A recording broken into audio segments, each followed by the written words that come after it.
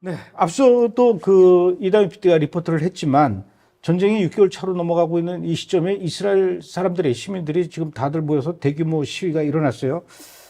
이스라엘 사람들 이거 지금 제정신인가 막 이런 생각이 들 정도인데 그런데 사실은 이번에 일어난 이 대규모 시위가 미국의 그 조 바이든 대통령이 베냐민 네타냐후를 추출해내기 위한 그 단계 중에 하나다. 이렇게 이스라엘 언론 매체 JNS에서 이렇게 보도를 했어요. 자, 그러면 단계라면은 도대체 몇 단계가 있는 거고, 지금 그 이 추출, 이 대규모 시위는 그럼 몇 단계 중에 몇 단계입니까? 그러니까 정리해서 하면 이게 현재 백악관과 직접 소통하고 있는 반정부 시위대 그 지도급 인사가 이제 이스라엘 현지 매체인 채널 14에 나가서 이제 발언한 내용을 이제 JNS가 정리를 한 건데요. 그러니까 총 4단계 중에서 이 반정부 시위가 4번째 단계입니다. 그러니까 총 첫 번째 단계가 뭐냐면 가자, 인도적 위기, 여론 설파, 정부 내각 인사 회유, 협박.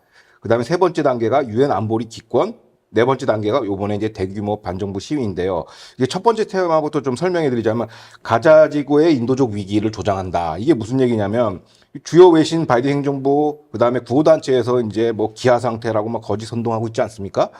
근데 이게 사실 따지고 보면 10월 7일 이전보다 가자 지구에 공급되는 물량이 적게는 80%, 많게는 150% 이상 들어가고 있어요. 그러니까 더 늘어난 거네요. 그렇죠. 80%. 그러니까 이거는 그 문제점이 오히려 치안 유지의 관점이지 물자는 풍부해요. 이걸 하마스가 중간에서 강탈해서 문제인데 근데 이거를 왜 자꾸 인도적 위기 상태냐라고 거짓 선동을 하냐면 이게 바로 IDF가 가자지구 안보 책임을 맡지 못하게끔 방해를 하는 거예요. 무슨 얘기냐? 지금 거의 하마스는 소멸 상태죠. 근데 여기서 최근에 나왔던 뉴스가 뭐죠?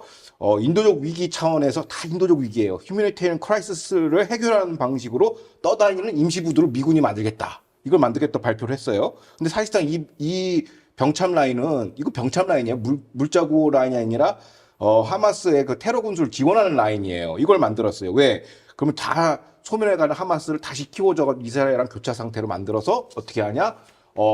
전쟁 피로증을 국민들한테 유발하고 네트냐후 피로증을 국민들에게 유발하고 그래서 바이든이 지금 공작하고 있는 네트냐후 축출을 용이하기 위한 사전 정지 작업이죠. 그 다음에 또 연장선에서 최근 뉴스가 뭐냐면 라파 공세를 지금 주장하고 있지 않습니까? 이스라엘 정부가. 근데 미 합참의장이 이스라엘 참모총장한테 이제 뭐라고 제안했냐면 이스라엘 미국 연합작전사령부를 개청하자라고 얘기했어요. 우리 한미동맹 연합사처럼요. 보통 한미동맹 연합사령부는 전투력 극강을 위해서 만든 것이죠. 근데 이건 오히려 라파 공세를 저지하기 위해서 어떻게 보면 뒷다리 잡기 위해서 이제 같이 개청을 하자라고 지금 얘기를 했어요. 그러니까 이 모든 것이 인도적 위기 조장은 전쟁 단계로 네트냐후 실각을 위한 이제 셋업 작업이다라고 하는 거고. 그게 첫 번째 단계예요. 그게 첫 번째 단계고 두 번째 단계가 이제 정부 내각 인사 회유 협박인데요. 이게 뭐냐면 지금 연정을 해체하려면은 그 연정 멤버가 이탈을 되지 않겠습니까? 그래서 이제 인도적 위기 기아 상태를 자꾸 국제사회에 하면서 뭘 했냐? 최근에 뭐 작년부터 진행됐지만 국제사법재판소 ICJ에다가 전범 자꾸 재판을 기소를 했죠. 자, 그럼 월 크리미널 전쟁으로 이걸 전쟁 범죄로 이스라엘 기소하면은 이스라엘 내각에서 장관직 하는 사람들 뭐가 됩니까?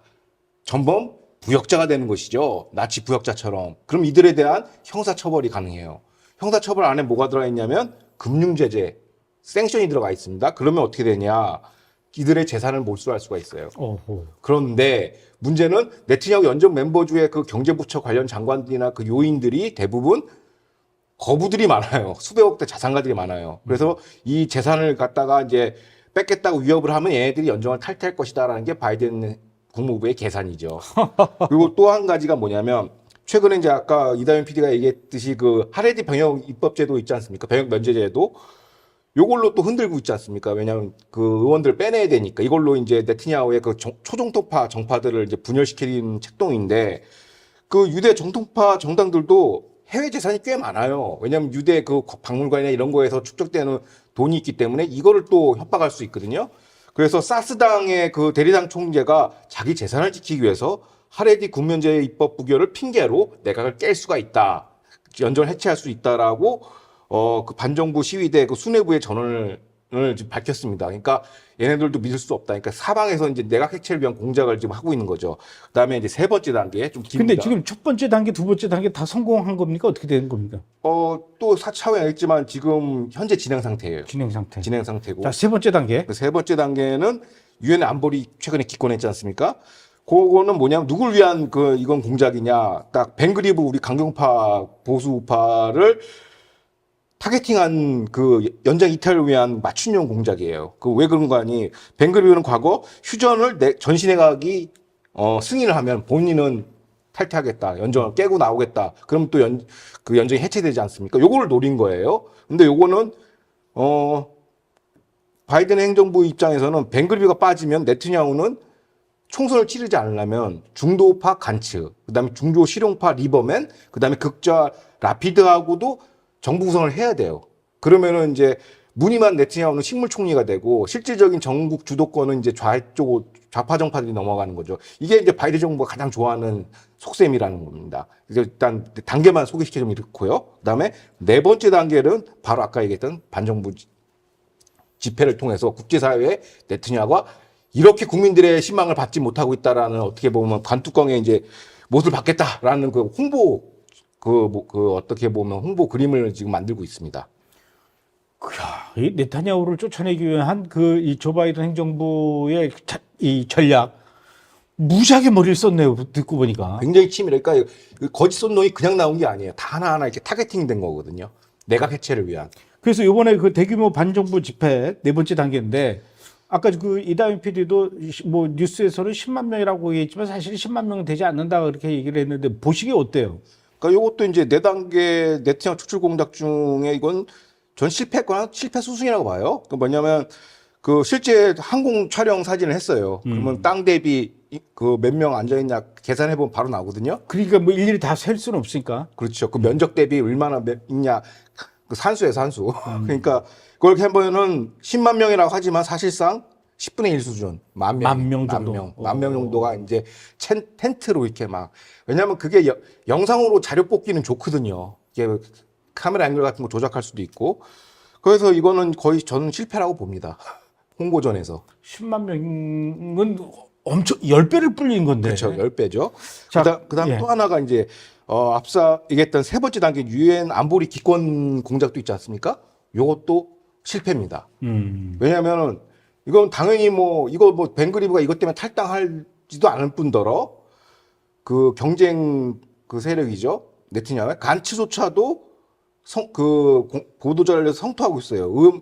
이거 왜냐하면 이거는 있을 수 없다. 이거는 안보리 기권은 이거는 있어서는 안 되고 우리는 도덕적 책무가 있다. 하마스를 섬멸해야 될. 이것도 안 먹힌 거예요. 실패한 거죠.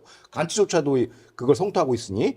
그다음에 두 번째 단계인 정부 내각 인사 회의 협박도 이것도 사실상 실패했어요. 왜 그러냐면 요번에 갑자기 하레디 입법 병역 면제를 들고 나온 이유가 이제 내각을 해산시키기 위해서 나온 건데 통합 유대 정당이 관련 이제 의원이 나와서 내각 해산 모형론을 얘기했습니다. 이걸로 내각 해산하지 않는다 얘기했어요. 그러니까 무슨 일이 있었냐면 지난주에 의회에서 크네세트에서 병역 면제법은 당장 결정하지 않고 장기 과제로 넘겨두자 해서 일단 이렇게 보류를 시켜놨단 말이에요. 이게 또 정치 쟁점하면 시끄러우니까. 그런데 바이든의 주구인 사법부가 나서가지고 유대인 교육기관이 초등통파 교육기관 예시바에 대한 예산을 지원을 아주 동결시켜 버렸어요. 판결로서. 그러니까 이걸로 또 한번 불을 지펴놨는데 정통파 유대정당의 수장이 나와가지고 이게 내각 해산의 명분은 되지 않는다라고 손을 걷죠. 그러니까 요것도 실패한 거예요. 그리고 이거 포함해서 거의 대부분 실패라고 보시는 게 정확할 것 같습니다. 그러니까 조 바이든 행정부가 나름대로 전략을 짠다고 막 열심히 머리를 굴려서 짜기는 했지만 성공한 건 별로 없다 이거네요. 그렇죠. 그런데 또 앞서 이다은 PD가 리포트한 내용들 중에 요번에 아직까지 돌아오지 못하고 있는 인질들의 가족들이 요번 시위 때 나와서 불만을 많이 표출했다 이런 뉴스가 있어요. 이것도 맞는 얘기입니까? 사실과 다르죠. 왜냐하면 전체 지금 인질이 134명입니다. 그 중에 10명의 유족만 지금 반정부 시위에 이제 포섭이 됐다고 보는 게 맞죠. 다 나온 건 아니고. 그렇죠. 10명. 예, 134명 중에 10명. 나왔어요. 근데 이들의 주장이 좀 가격해요. 아까 막 손으로 막 그 벽 치고 난리 났지 않습니까? 좀 폭력적인 양상이 있는데 막 이제 석방 못 시키면 네타냐후 우리 국가 불질러 버리겠다, 불태워버리겠다, 땅 완전 burn to death 하겠다 이렇게 얘기를 했는데 여기에 대해서 이제 뭐 인질 유족뿐만 아니라 IDF 전사자 유족들 있지 않습니까? 그러니까 이들의 성명을 내고 발표했는데 더 무시무시합니다. 이스라엘 내에는 침묵한 다수가 있다. 그리고 우리는 극단적인 반정부 세력의 협박에 신물이 난다. 필요하다면 너네들 적을 간주하고 내전까지 치르겠다라고 얘기했어요. 더 이상 방해하지 마. 국가는 누가 뭐 파괴하고 이런 헛소리 하지 말아라 하면서 더 강성한 발언으로 나와 있고 실제로 국민 여론도 여기에가 다수라는 게 현지 매체의 분석입니다. 야, 내전 얘기까지 나오네요. 예. 하긴 사람들 뭐 총을 갖고 있으니까. 더 이상 참지 않겠다는 거죠. 근데 그 아까 그 10만 명도 사실은 10만 명이 아니라 10분의 1 정도에 불과하다 그러고 또 인질 가족들 인질 130여 명 중에 10가족만 지금 나왔다는 얘기인데 근데도 이렇게 막 부풀려서 얘기하는 거 보면 이스라엘도 가짜 뉴스가 굉장히 많은 것 같아요. 그러니까 이런 뭐 거짓 선동에 이제 이스라엘 언론도 이제 한몫을 하는 것이죠. 근데 이제 물론 이제 지난주에도 설명했지만 세계 4대 그 반이스라엘 기관이 있어요. 이란 뭐 국제기구 그다음에 이제 이스라엘 현지 매체 하레츠 매체가 빼고는 그 타임스 오브 이스라엘하고 예루살렘 포스트는 약간 사법개혁 때와는 좀 달리 그때는 뭐 도배를 했거든요. 그와 달리 이번 반정부 시위에 대해서 양비론적인 모습을 보냈고 과거보다는 좀 나아졌고 근데 차분한 논조를 좀 유지하고 있어요. 예루살렘 포스트 같은 경우는. 근데 이런 맥락을 깊이 해독하지 못하고 이제 우리 국내 언론은 막 받아쓰죠. 마치 큰일이 일어날 것처럼. 근데 전혀 큰일 아닙니다. 큰일 아니야.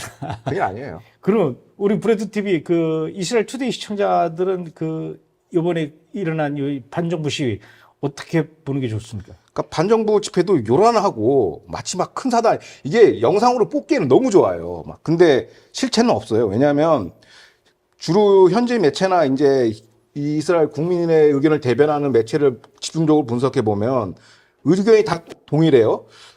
지금 현재 바이든 행정부는 이스라엘 정부를 주적으로 몰고 가고 있지만 10월 7일 사태 이후 이스라엘 국민은 꿈쩍도 안 한다. 이제 안 속는다는 거예요. 그러니까 정치적 혼란은커녕 오히려 국민은 하마스, 헤즈볼라 또 그의 배후 세력인 이란을 지금 정조준하고 있다는 거예요. 이게 본질적으로 차이가 뭐냐면 사법개혁 같은 건 정치 이슈예요. 그러니까 생업에 바쁜 국민들은 별로 신경 안 쓰죠.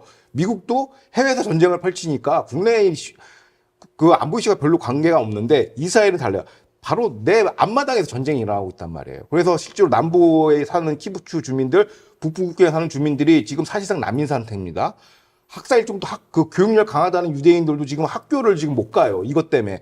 이거는 현안 이슈예요. 생존권 이슈이기 때문에 국민 대다수는 지금 이란과 그걸 정조준하고 있고 이걸로 흔들리지 않는다는 거예요. 정치 이슈랑 다릅니다. 이거는.